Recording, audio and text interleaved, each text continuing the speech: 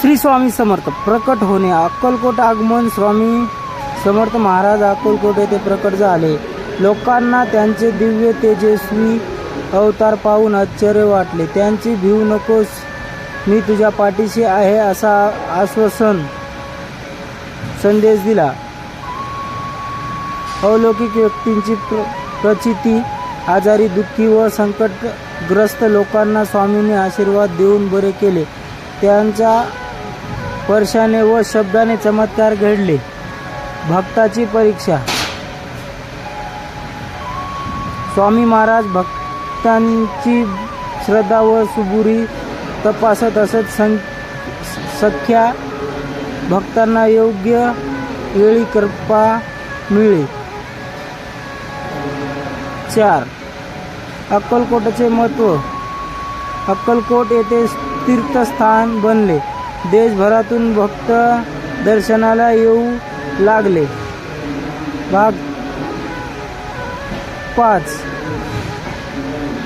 दत्तावतार मानण्यात. भक्ताची स्वामींना श्री दत्तात्रेयाचा अवतार मानले. त्यांना वचनात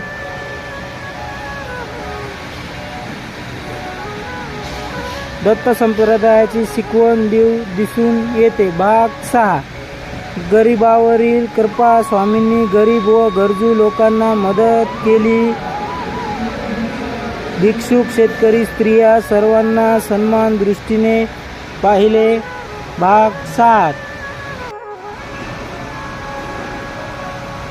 अहंकाराचा नाश. अहंकारी लोकांना त्यांनी योग्य धडा शिकवला. नम्रता व सदाचार त्यांचे महत्त्व पटवून दिले. साधेपणा व वीरस्थिती. स्वामी साध्या जीवनात राहिले. त्यांचा वेश साधा पण विचार अत्युच्चूक होणे.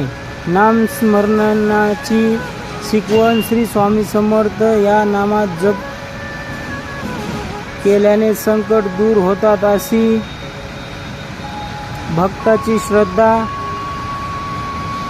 भाग 10.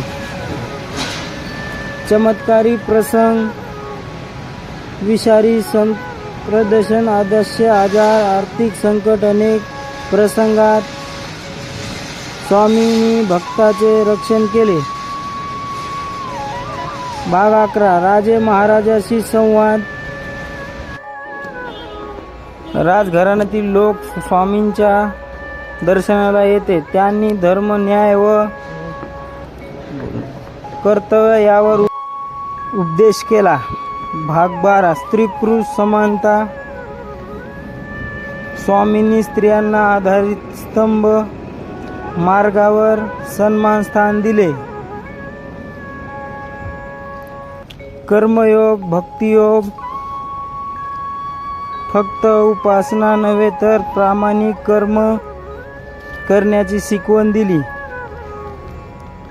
भाग 14. समाधीपूर्व संकेत.